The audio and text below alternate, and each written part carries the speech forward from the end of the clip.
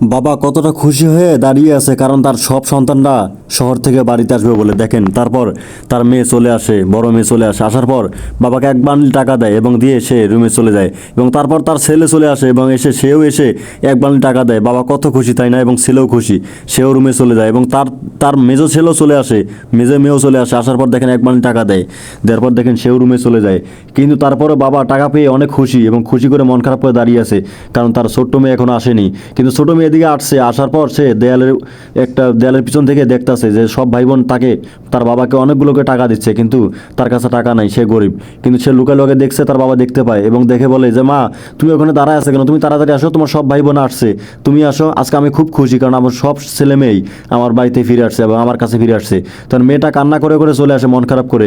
আসার পর বাবাকে দেন একটা শাকের ঝুড়ি নিয়ে আসে, কারণ সে একটু শাক নিয়ে আসছিল এবং সেটা বাবা খুব খুশি মনেই সেটা গ্রহণ করে। এবং তারপর দেখেন সে ব্যাগে হাত দিয়ে সামান্য কিছু টাকা ছিল, সেই টাকাটি বাবাকে দিতে চায়, কিন্তু বাবা না করে।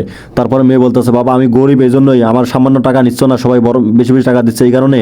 তারপর দেখেন মেয়ে জোর করে টাকা দেয়, আর বাবা সেটা নেয়, কারণ বাবা খুব কষ্ট পেত, আর বাবা জানে যে এই মেয়েটা আমার খুব গরিব। তারপর দেখেন বলে যে, তোর ভাই বোন সব এখানে বসে আছে, তুমি যাও। তখন মেয়েটা বলে যে, না বাবা, ওদের সাথে আমার মিশবে না, দেখো না আমার পোশাক আশাকের অবস্থা আর ওদের পোশাক আশাক কীরকম।